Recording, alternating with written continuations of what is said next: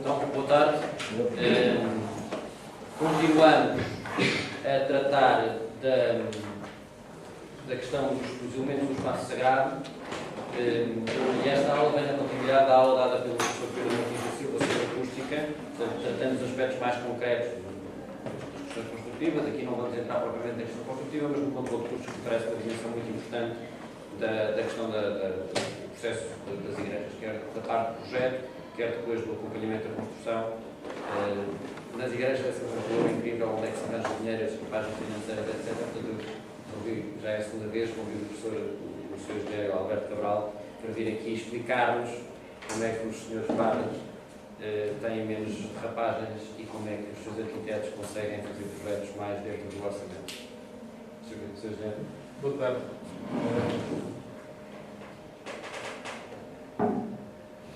Portanto, vou tentar falar sobre estas questões à volta do controle de custos. O que é, enfim, acho que as pessoas percebem, não é? Quanto, à partida, não é fácil de quantificar. O quando e o como, para mim, são as questões importantes. Quando é que se deve começar a tentar controlar os custos de uma construção? Aplica-se a igrejas, aplica-se a qualquer tipo de construção. E como é que isso se faz?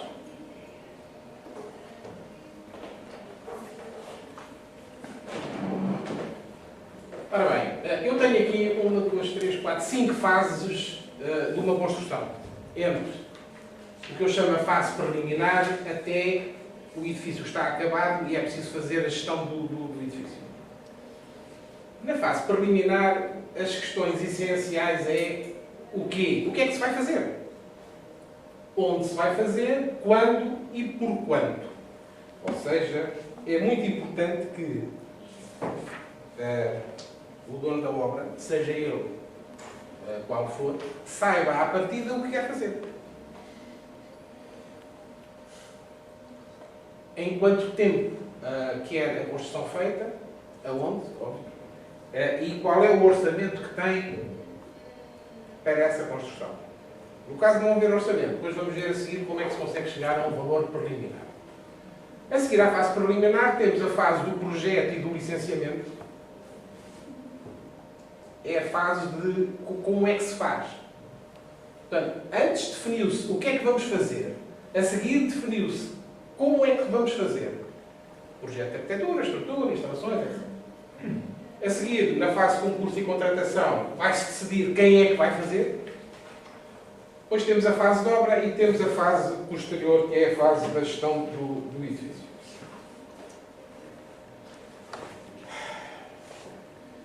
Ora bem, alguns, eu chamo-lhe equívocos, são questões que, se não forem tratadas em condições logo desde o início, têm uma influência muito grande no custo final da construção. Eu falo ali, por exemplo, na questão do estudo de viabilidade. Portanto, é importante sabermos à partida que conseguimos fazer o que queremos naquele local. Portanto, hoje em dia a situação está razoavelmente controlada. Portanto, as câmaras e as outras entidades que fazem o licenciamento conseguem responder a um equipamento, é um edifício de habitação, são escritórios, é um campo de futebol, o que é que seja. Primeira coisa, saber se é possível, se existe viabilidade para construir naquele local. A questão do planeamento financeiro, é importante começar-se a pensar logo de início, para onde é que vem o dinheiro. Eventualmente ainda não se sabe quanto é, tem-se uma ideia, quais são as fontes de financiamento. Porque se esta questão também não é calculada, mais cedo ou mais tarde, na meio da obra, no princípio, no fim, em qualquer ocasião, vamos ter problemas para financiar a construção. A questão da atribuição das funções, eu tenho ali 3, digamos, posições neste organigrama da sequência das atividades. Eu tenho o diretor do projeto, o diretor da obra e o fiscal. A minha sugestão é que as coisas não sejam misturadas. Há alguma comodidade em juntar aquelas funções 2 a 2. Por exemplo, O arquiteto faz o projeto e depois fiscaliza a obra também. Ou, não há fiscal, o diretor de obra da empresa de construção foi alguém que colaborou com o dono da obra, por exemplo, numa fase anterior. Na minha opinião, não é a situação mais correta, porque vai havendo algumas incompatibilidades entre estas posições. Não quero afastar, por exemplo, o arquiteto da obra, com certeza que não. O arquiteto faz um projeto, o projeto é dele, tem questões para esclarecer, dúvidas, alterações, etc. A minha sugestão é que seja uma entidade, pode ser outro arquiteto, a fazer a fiscalização da obra. O problema do projeto é, vamos ver a seguir, a peça essencial deste processo, porque o programa pode não ser uma coisa muito complicada, pode ser, sei lá, uma ou duas folhas de papel, não é uma coisa muito complexa. O programa é onde o dono da obra vai dizer o que quer fazer, onde quer fazer, por quando quer fazer e quando quer fazer.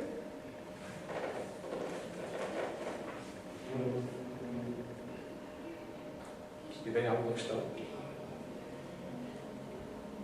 A questão da aprovação dos projetos e depois da parte da obra é essencial. Está ali.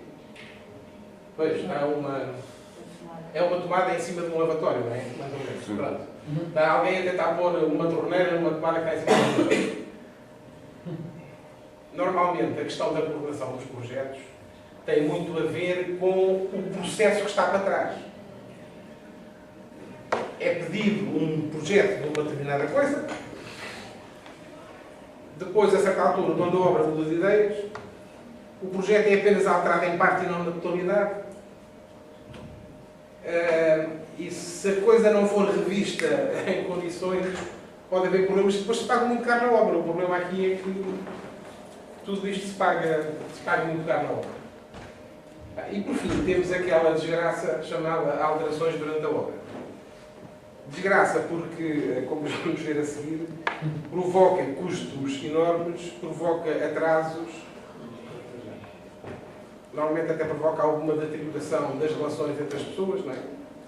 Ninguém fica satisfeito, ninguém ganha. É uma desgraça. Se bem que eu também não estou a defender que é uma coisa imutável. Não, faz-se aquele projeto, não, agora durante 5 anos ninguém mexe ali. Não. Tem é que se evitar o mais possível, durante a obra, resolver alterar acabamento ou alterar o que é que seja. É muito complicado. Ora bem, então vamos começar pela... Isto aqui são exemplos de construções. Portanto, lá onde estamos são edifícios de escritórios. Homes Place é um hot club. Fontana Park é um hotel ali junto ao Liceu Camões. Isto é uma vacaria de Volta Lama. Portanto, isto foi uma reabilitação do edifício da Roça Argos 49. Isto era o antes, por acaso não pus o depois. Isto é a igreja do convento de São Paulo, na Serra Doce.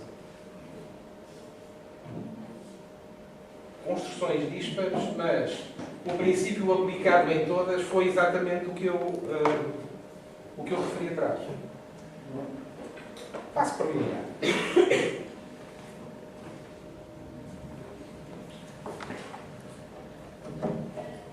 Cá está. Portanto, na fase preliminar, além de ser estudada a viabilidade do empreendimento, não é? O tal programa, a estimativa de custo e planeamento, tem que ser contratados os projetistas e tem que ser definidos os objetivos gerais desta construção. Nem sempre as coisas se limitam, digamos, aos projetos tradicionais, dependendo, não é?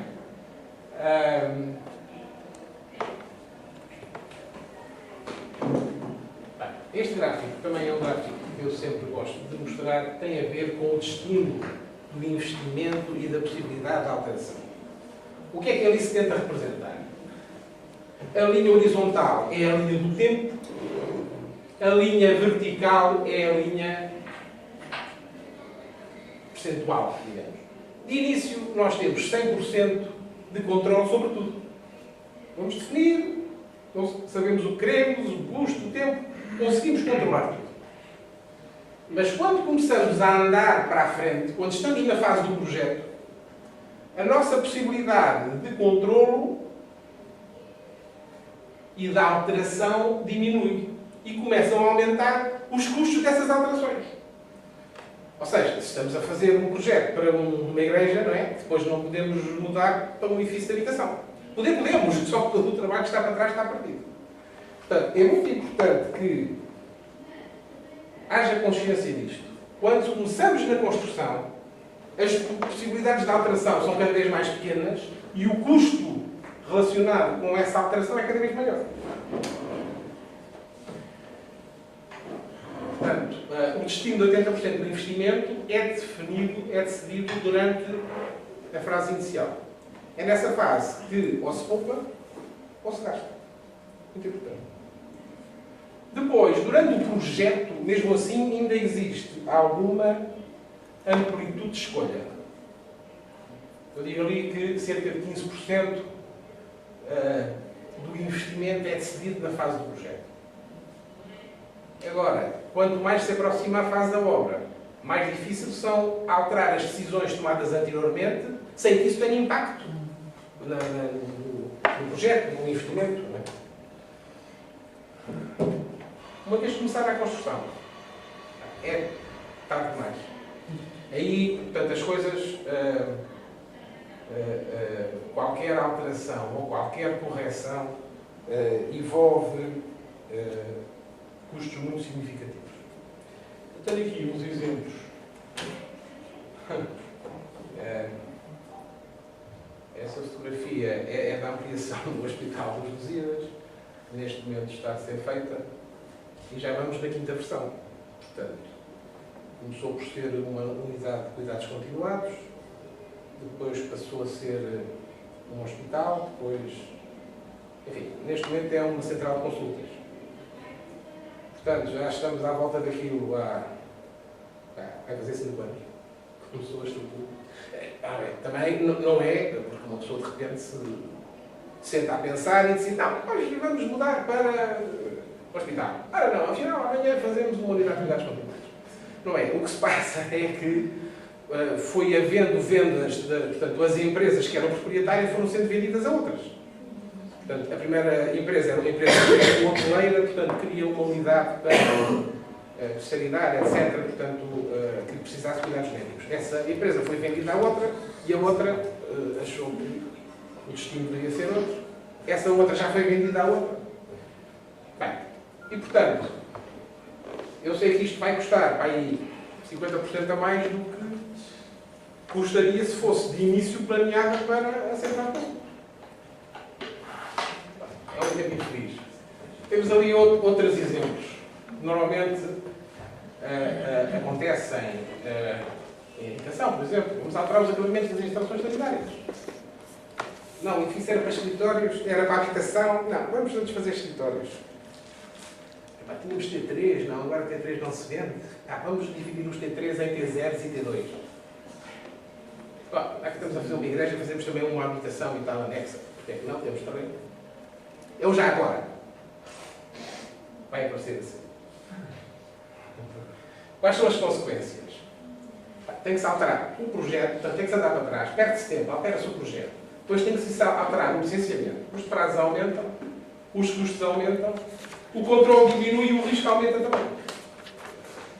Portanto, quase que mais vale estar 6 meses a pensar no que se quer fazer, mastigar, ponderar, falar com este, falar com aquele, do que tentar avançar com uma coisa que depois, mais tarde, acaba por ter que ser alterada.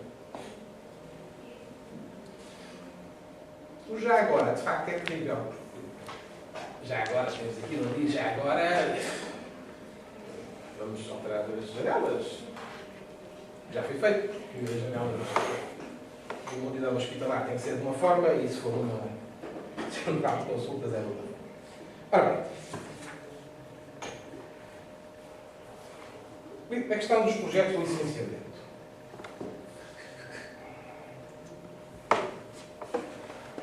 Portanto, aqui fala-se da parte da coordenação dos projetos. Normalmente é uma função que é deixada para o arquiteto. E não sou arquiteto, mas não tem nada contra os arquitetos. Não tem nada contra os arquitetos. Eu apenas penso que, assim como, sei lá, quem executa não se deve fiscalizar ele próprio. Quem escreve um livro não deve fazer a crítica do próprio livro. Havendo uma entidade exterior que ajude ou que, no fundo, faça parte de uma equipa, portanto, não é trabalho contra ninguém, é apenas alguém de fora fazer uma análise crítica das coisas. A experiência, aconteceu assim, porque é que aqui não fazemos assado? Portanto, normalmente é enriquecedor juntar à equipa alguém que consiga, com base na sua experiência, fazer uma análise crítica dos projetos.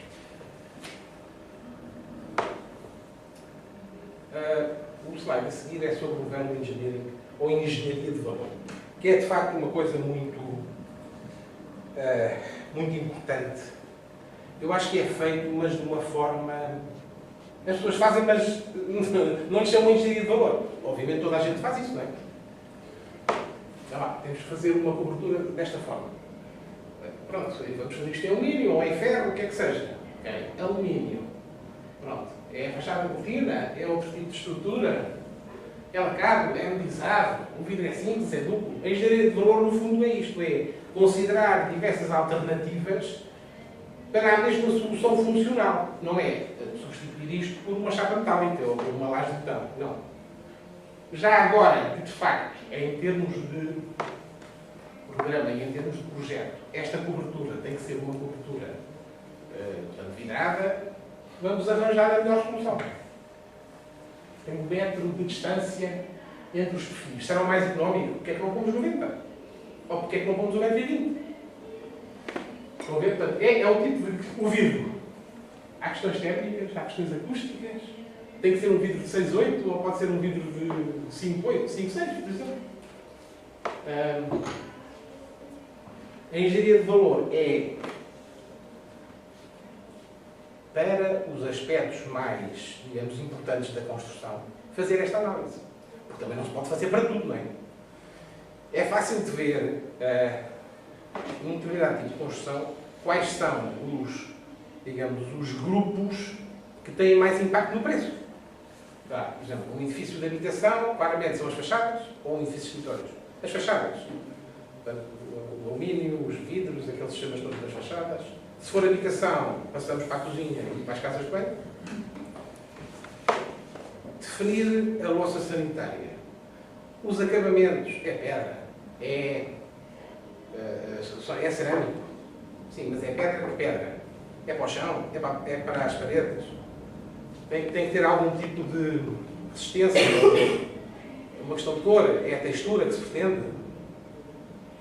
Portanto, não deixar essas decisões ou estas definições para a fase da obra, tentar fazê-las de início. Portanto, consegue-se controlar o orçamento e o planeamento, porque depois estas decisões todas têm grande influência no planeamento da obra. Portanto, voltando a falar da engenharia de valor, a avaliação de alternativas para melhorar as soluções qualidade, preço, prazo.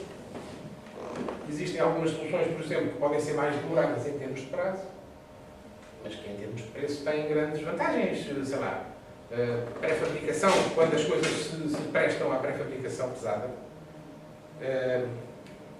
existe normalmente alguma poupança associada à pré-fabricação, requer às vezes até se poupa tempo, mas eventualmente pode-se demorar mais tempo. Mas aí é uma escolha que se tem que fazer. Custa X, demora tanto tempo, custa Y, demora outro tempo. Portanto, quais são os princípios da engenharia de valor? Avaliar o custo real, qualidade, o aspecto estético das alternativas. Os objetivos é avaliar métodos, sistemas, eliminar os custos desnecessários. Por outro lado, conseguem-se fornecer especificações muito mais bem definidas. Em vez de dizer só que, sei lá, a caixaria de alumínio, podemos ir ao pormenor. O perfil é da marca X, é o modelo ou a série, qualquer coisa. E, portanto, isso vai ajudar, por outro lado, a fase do concurso de contratação, define as coisas, tira dúvidas para a fase da obra. É muito vantajoso esta parte da engenharia de valor. Ora bem, como é que isto é feito? Isto normalmente é feito durante a execução dos projetos pelos intervenientes. Portanto, a arquitetura, a estrutura. Pronto.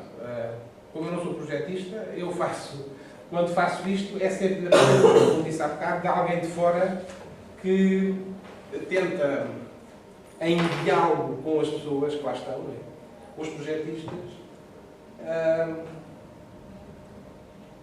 encontrar as melhores soluções para cada caso concreto, para as coisas que têm expressão. Não podemos, mas depois as coisas arrastam-se por mais a cabo. Não podemos ir, às vezes, a certos pormenores, sei lá, às dobradiças. Eventualmente, o que há a ganhar não é grande coisa e podemos estar ali a perder tempo, com os dobradiças, etc. Acho que não vale a pena ir por aí. Engenharia de valor. Cá está. Tenho aqui um exemplo. Qual o sistema a adotar para as fachadas? É um exemplo clássico. Edifícios de habitação não, mas, por exemplo, a questão de se a estrutura é de betão armado ou se é uma estrutura metálica, e sendo metálica, se são perfis maciços ou são aqueles perfis triliçados, mais aligerados, etc., é outra questão típica. Cada uma tem vantagens e inconvenientes. Eu, por acaso, ontem estive em Gaia, houve lá um estabelecimento comercial a Conforama que ardeu anteontem. É um dos inconvenientes da estrutura metálica. Seja crime ou não seja o fogo. Agora, que aquilo tinha sido ateado, que havia bidões de gasolina. Seja ateado ou não seja, claramente a resistência ao fogo de um edifício feito por estrutura metálica é muito inferior. Se não houver proteção, obviamente. Eu penso que aquele não teria proteção. Essa fotografia vê-se muito mal. Isto também é um edifício feito com estrutura metálica em Vila de Conde, portanto é um retail outlet. Neste caso, a estrutura metálica foi protegida com um produto intumescente que é dado para aumentar a resistência ao fogo. Eu penso que ali em Gaia nem deve ter durado uma hora. Portanto, móveis, estofos, coisas muito combustíveis. Ora bem, concurso de contratação. Concurso de contratação é fácil, porque a gente já tem tudo definido para trás. Bem, a gente já sabe o que quer, onde é que vamos fazer, está licenciado. Fizemos a engenharia de valor, portanto, não vamos nesta fase andar à procura de soluções alternativas. Não vamos. Porque já fizemos esse trabalho todo para trás. Portanto, basta definir que empreitadas é que vamos ter e as empresas vão ser consultadas. Preparamos os documentos, depois nessas propostas, negociação, etc. O que às vezes acontece aqui é, quando vêm as propostas, as coisas não foram bem feitas antes, quando vêm as propostas as pessoas ficam um bocado arrepiadas. É dinheiro a mais? Não pode ser. Estávamos à espera de 5 milhões e aparecem as propostas de 10 milhões. Não pode ser. Embora com os inconvenientes que eu falei atrás, antes de haver um empreiteiro, antes da obra começar, é a última oportunidade que há para se alterarem as coisas com custos mínimos, porque estamos ainda numa fase de concorrência e, portanto, é possível identificar as coisas que se têm. Aqui, no fundo, é fazer uma engenharia de valor durante a fase do concurso. Prolonga a fase do concurso, mas é a última oportunidade.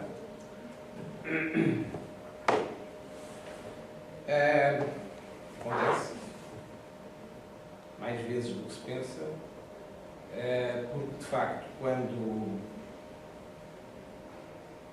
Às vezes há projetos também antigos.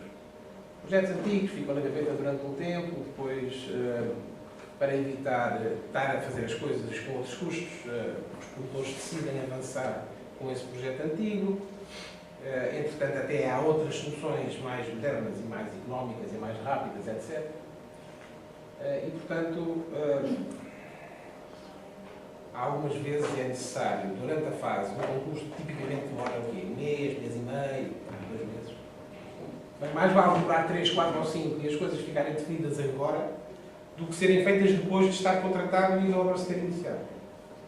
Eu tenho ali exemplos de empreitadas porque nem sempre existe uma empreitada geral. Depende das obras, depende das circunstâncias. Existe, digamos, uma linha de pensamento que valoriza muito as empreitadas gerais. É um interruptor. Não temos grandes problemas, ele é que é responsável pela coordenação. Um dos problemas do lado de lá, em vez de os termos nós, quando contratamos alguém para fazer construção, depois outro para a eletricidade, outro para os alumínios, outro para o pavimento. Normalmente é uma questão de custo. Eu não tenho aqui. É uma questão de custo, justifica-se principalmente em grandes empreendimentos. Por exemplo, não sei se conhecem um parque de escritórios que existe ali em Porto Salvo, chamado Quinta da Fonte. São, não sei, 20 edifícios, talvez. Portanto, estamos a falar de uma área acima do solo, 150 mil metros quadrados.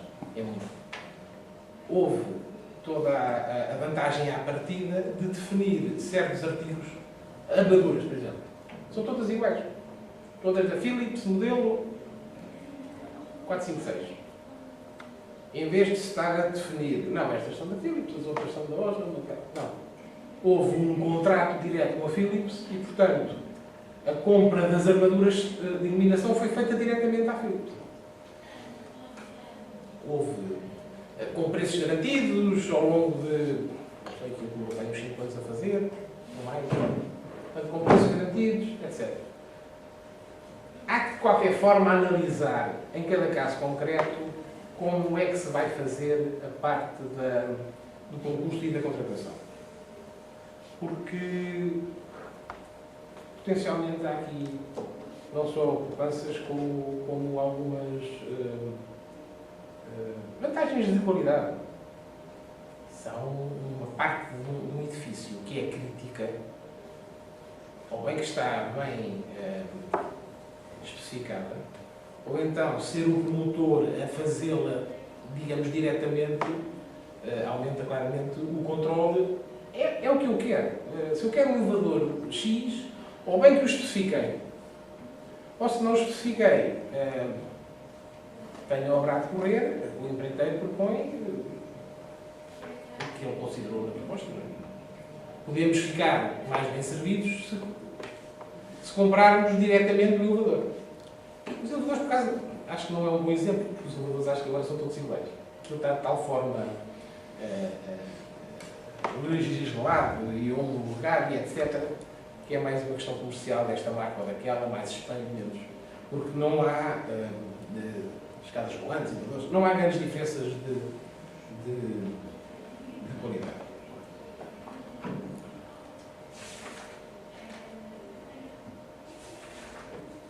Ora bem, entretanto, começamos a obra.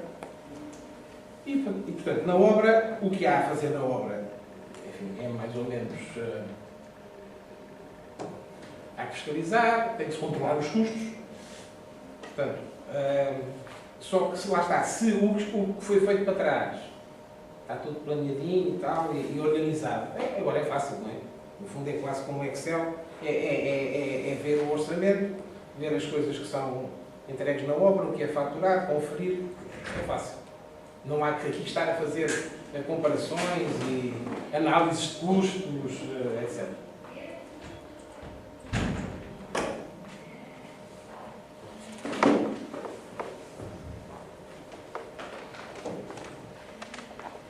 Isto tem a ver com alguma informação que deve ser prestada ao produtor durante a fase da obra. Portanto, haver relatórios mensais com... Basicamente.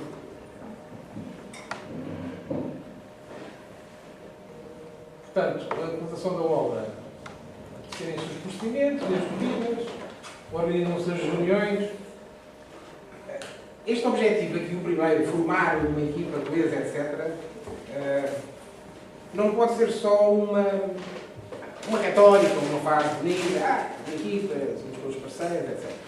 É mesmo necessário que não haja antagonismo no sentido de as pessoas não estejam claramente com objetivos uns contra os outros. O que é que eu quero dizer com isto?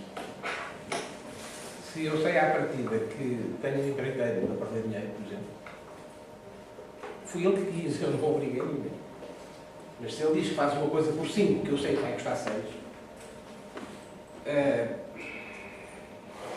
uma crise durante a outra. Se é que ela acaba, se é que ele, entretanto, não tem sérios problemas. Por outro lado, não é fácil determinar exatamente qual é o valor justo de uma obra. Estou a fazer uma contratação. Há uma empreiteira que diz que, enfim, uma empresa, existe aqui um bocado e tal, diz que faz aquilo por um valor que eu acho que não é suficiente, vou recusar. Não quero, está muito barato. Não quero. Prefiro pagar mais dinheiro. Não há nenhum promotor ou nenhum dono de obra que aceite bom grado e está a partir. Normalmente a questão do custo acaba por ser sempre... é uma questão muito poderosa. Acaba por ser sempre a principal decisão. 70%, 80% da decisão é baseada no custo.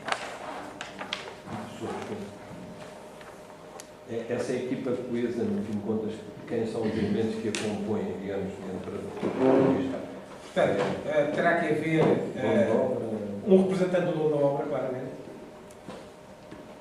Que não é preciso ser um técnico, é preciso ser alguém que esteja alinhado com os objetivos do dono da obra e que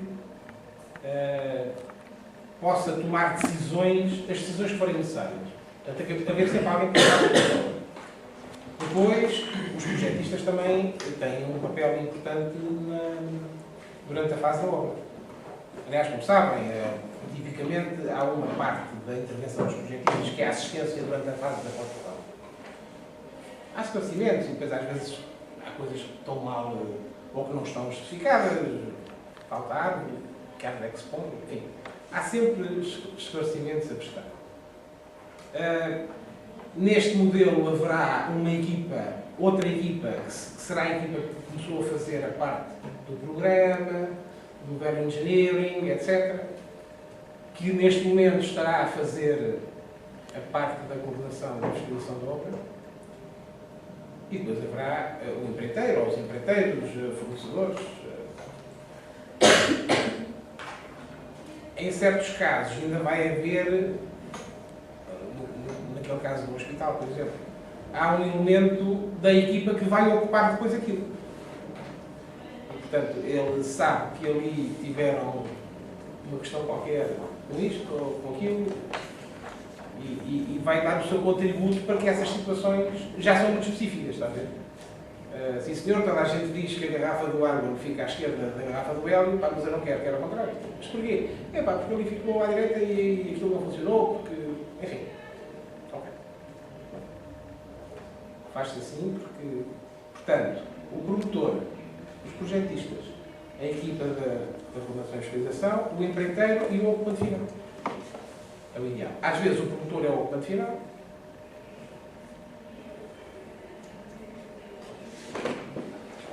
A parte da fiscalização,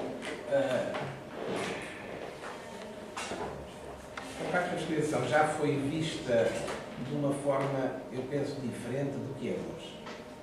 A parte da fiscalização foi, digamos, equiparada a policiamento. Portanto, era alguém que estava ali a olhar pelo ombro dos outros, estava acima do ombro a dizer: estás a fazer mal, realmente não é assim, queres me enganar. Acho que hoje em dia a consciência das pessoas é diferente. Portanto, quando eu comecei a trabalhar há alguns anos, ainda se falava naqueles casos em que os empreiteiros iam às obras durante a noite e tiravam o ferro, enquanto o betão estava fresco, e depois usavam o ferro nos pilares do piso de cima e tal. Ainda havia aqui e tal, assim. Hoje em dia já ninguém se arrisca a fazer isso. Portanto, mais do que estar a fiscalizar no sentido de policiar, o que é que se tem que fazer? É ajudar na preparação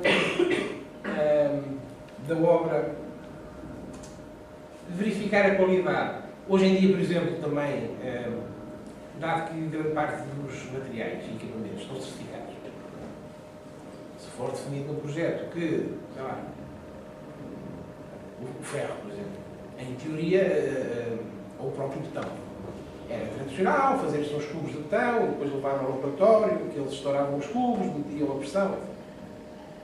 Hoje em dia, o betão é pouco feito na obra, normalmente ele é comprado em centrais de betão. As centrais estão certificadas de qualidade e, portanto, têm o seu próprio sistema de controle de qualidade. E, portanto, essa fiscalização dos cubos do betão e etc., praticamente já não se faz. Também, às vezes, tiravam-se amostras do ferro, depois levava-se o ferro para aquilo quebrar e ver-se qual é a tensão de ruptura. Não, hoje o ferro bem certificado, é de uma siderurgia certificada pela União Europeia. Portanto, estas coisas também estão bastante,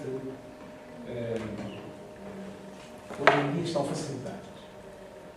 De qualquer forma, às vezes é preciso fazer testes, inspeções, há algum tipo de controle de trabalhos, há muita papelada envolvida, sempre.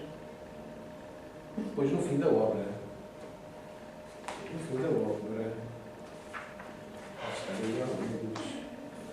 a pessoa tem que, é na parte da recepção, a pessoa tem que saber o que fez, tem que haver elementos para o dono da obra ficar com um registro. Por exemplo, hoje, na habitação, até é obrigatório aquelas fichas de habitação que dizem não só os materiais, como quem foram os fabricantes, quem foram os fornecedores, qual é a morada, etc. Portanto, é o tipo de informação que, em alguns casos, as fichas técnicas da habitação. Hoje em dia até são obrigatórias. Mas, fora da obrigatoriedade, também é importante poder existir esses documentos para entregar a mão de obra. Passados uns anos, depois a questão de encontrar os papéis já é outra questão. Não há muito que se possa fazer quanto a isso. Mas, tipicamente, eu penso que estamos a ir cada vez mais para arquivos eletrónicos. Hoje é fácil digitalizar, só o computador não digitaliza e tal. No fim, é melhor entregar um DVD com as coisas. Pelo menos é fazem 5 cópias e guardam-se em 5 sítios. Está lá tudo, do que arquivos em papel. Tipicamente, passados os anos, já ninguém sabe das coisas. Ora bem, durante a construção, controlar os custos. É fácil. Medição dos trabalhos, verificação dos autos. Depois, mapas de controle de custos. Podem ser mais complicados ou mais fáceis, consoante o que se pretende. O mais fácil é, basicamente, dizer a obra custa 10, já pagámos 3, agora estamos a pagar 1, 4, falta pagar 6. Ok, é uma folha. As coisas podem ser depois divididas, etc. Questões de controle do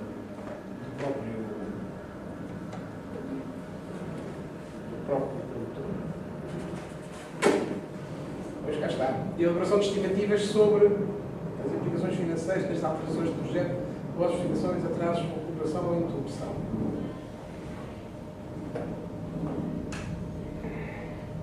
Não é normal também que uma obra, desde o início até ao fim, não tenha qualquer alteração. Também não é normal. A questão é sempre as implicações que isso tem e, em termos de custo, quanto é que isso representa. Ou seja, se eu tiver 3%, 4%, 20%. Aliás, até é prudente, em termos de construção, reservar logo uma porcentagem destas à partida. Porque é natural que apareçam algumas coisas. Tínhamos previsto um ar-condicionado só de arrefecimento, mas também, porque é que não pomos no aquecimento? Também. Custa mais X por cada aparelho. Está bem, mas dá muito conforto e tal. Agora,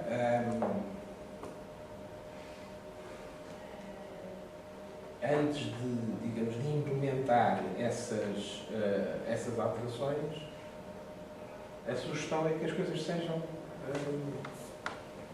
estudadas.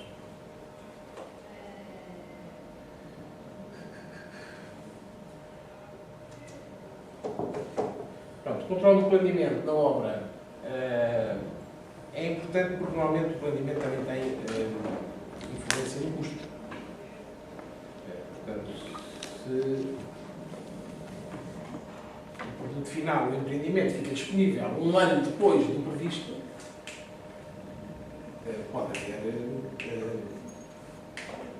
consequências, não é? Seja um edifício de habitação, ou seja um edifício religioso, o que quer que seja.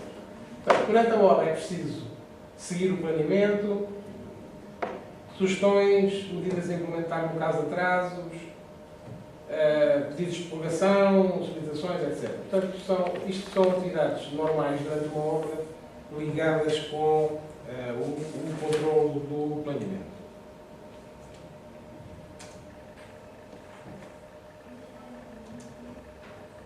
Chegamos ao fim, vamos fazer a recepção dos trabalhos. Fazem-se algumas verificações e testes, são sempre precisas, algumas das quais até são obrigatórias. Estou-me a lembrar, por exemplo, das questões das instalações elétricas, redes externas, resistência interna, portanto, tem que se fazer medições, ruídos, também, porque há um Martins da Silva, foi. Em Lisboa, por exemplo, a Câmara agora obriga, antes de conceder a licença de utilização do edifício, é que sejam feitas medições do isolamento acústico. Portanto, ele tem umas maquinetas que põe na rua e depois mede dentro de casa, depois põe a maquineta dentro de casa e depois mede na rua, depois põe na sala e mede no quarto. Isto porque existem regras e normas relativamente ao isolamento acústico entre frações, entre andares, com o exterior, etc. Portanto, há sempre qualquer coisa a fazer. O que não se pode pensar é, de repente, cai lá de paraquedas alguém que não teve qualquer relação nem com o projeto, nem com a obra, nem nada, faz ali, faz os ensaios e tal, corre tudo muito bem e fica tudo resolvido. Isto é um dos equívocos que eu falo aqui a seguir. Não é bem assim. As coisas não funcionam assim, portanto, não é alguém que chega lá no fim da obra, olha para as coisas, parece bem. As coisas não funcionam porque por trás disto existe uma série de coisas construídas às quais não há acesso. Portanto, as coisas ou são seguidas, seguem, digamos, o ritmo normal da construção. E no fim, não há nada a fazer, foi seguido, está bem feito. Chega alguém que não conhece, o quê? Vamos abrir aqui um buraco para ver o que está por trás, etc. Acho que em termos do produto final não é uma boa solução. Fizemos a recepção e agora é só fazer a gestão do edifício. Portanto, como sabem, as obras têm um prazo de garantia. Eu fiz assim porque é uma coisa um bocado consoante se trate de estruturas, equipamentos, não é claro. Portanto, é muito fácil dizer, não, garantia é 5 anos e tal, o edifício agora tem garantia 5 anos. Pois não é bem assim. A estrutura pode ter 20 ou 25 e, se for um eletrodoméstico, ter só um ano, ou 2. Portanto, há sempre que fazer alguma assistência durante o prazo da garantia. Depois temos a questão da manutenção e conservação. Isto é um edifício de alto espaço, portanto, exercício de escritórios e, portanto, tinha que haver limpeza, remoção de lixo, segurança, limpeza de vidros e cobertura, controle de pestes, portanto, ratos e baratas e coisas, não é? E tem que se fazer sempre a manutenção preventiva. As pessoas estão, penso eu, bastante informadas sobre a questão dos elevadores, porque toda a gente tem elevadores em casa, toda a gente. Muita gente tem elevadores em casa e é sabido que se aquilo não tem manutenção, há de chegar a uma altura que para.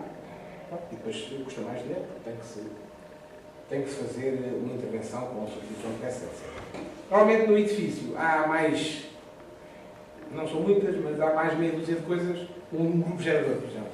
Hoje, grande parte dos edifícios tem que ter, mesmo edifícios de habitação, então são edifícios mais de estudantes, etc., tem que ter grupos geradores para atuar em caso de socorro, quando há um sinistro, ou em caso de falha de energia, para a questão da desenfumagem das escadas, da bombagem de água de incêndio, etc.